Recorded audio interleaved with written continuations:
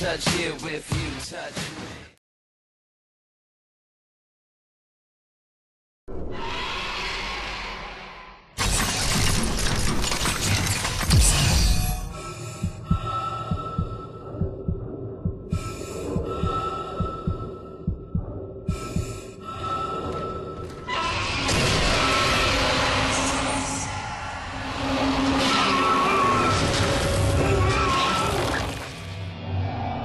Where the hell am I? You're suffering from a unique form of dementia, Isaac. Something you contracted on ages 7.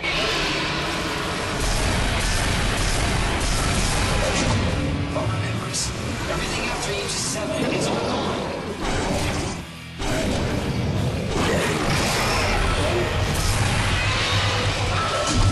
Isaac, you're still alive. I keep seeing the symbols. Do you see the symbols? They mean something, Isaac. I need answers. Why do this? Why can't everyone just leave me alone?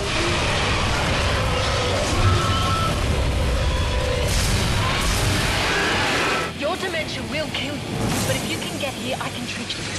Why should I trust you? Because I'm not the one shooting at you.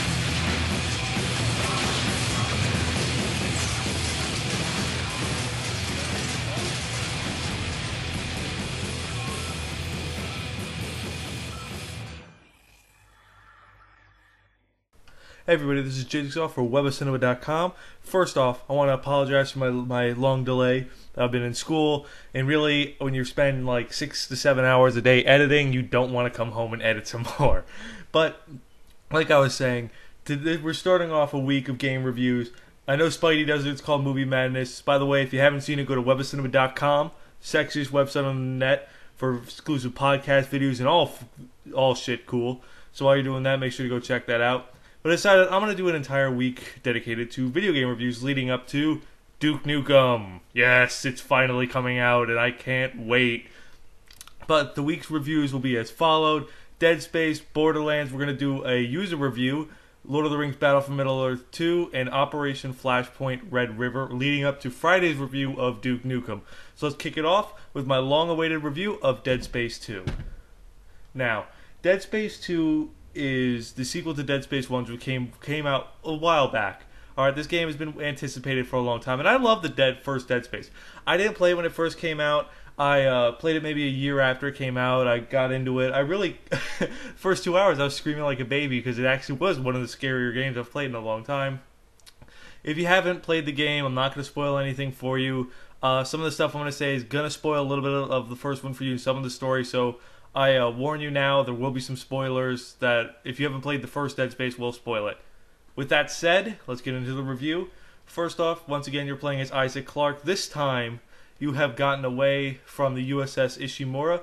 You know, the Necromorphs took it over, you blew up the supposed architect statue, killed all the Necromorphs, and you got haunted by visions of your dead girlfriend, who you went to go rescue initially.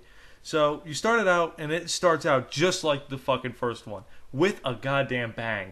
You wake up, and you're just talking to the psychiatrist, then all of a sudden, fucking all hell's broken loose, you're in a straitjacket, necromorphs are everywhere, guy gets stabbed in front of you, and you freak out and you run. For some reason, the team really likes to have you just adrenaline rush run for, like, the exit. So then, your basic kind of Dead Space game plays out, sever the limbs and go along your normal journey. The whole time you're being haunted by visions of your dead girlfriend, tormenting you along the way, and some very striking and scary visuals, which kind of surprised me visually for the Dead Space game. Dead Space's biggest asset has always been its atmosphere, and this is no exception. The Sprawl is a giant city. This isn't the USS Ishimura anymore. It's a massive fucking city, and you get to explore all different parts of that city. So you're not just in corridor after corridor after corridor of the ship. You're in very open lobbies. You're in a child's daycare center, which is very creepy, by the way. It's one of the scariest parts in the game for me, because I hate that kind of shit. You get to go all sorts of like cool little areas of the Sprawl, this big massive city. I thought that was really cool. Lighting and music are top notch. The atmosphere is great for this game. As far as weapons go, you got a couple new weapons. You got some old classics like the Lion Gun, Plasma Cutter, still your default. You got a new game mode. It's called hardcore difficulty. This is for people who literally can like crunch time, because this is something I tried and I couldn't do. You got 3 saves to beat the whole game. That's it. And the game is long. It spans across 2 discs, which surprised me. So it's about a 12 to 13-hour game if you really explore every nook and cranny and you do everything there is to do in the game, which I liked. Voice acting is actually great. Isaac talks. Oh my god, that's awesome. He actually talks, and he's got a really good voice actor, which the voice actors are great throughout. The Necromorphs' designs are scary and visually striking. You got some new ones. I wish you could have seen a little bit more new ones, though. That would have been nice. And maybe a little bit more variant on the boss Necromorphs. I would have liked to see more boss Necromorphs. They're kind of, you see a couple of them, but they almost start to filter and cycle through the whole thing. But overall, the single-player experience is amazing. I really recommend it to anybody who loves the survival horror genre or just third-person action genre style. Then you get into something I always thought was going to be tacked on, the multiplayer. This is almost a mix of Left 4 Dead with a little bit of Gears of War with the squad tactics of like Battlefield. Basically, 4 people play different Necromorphs.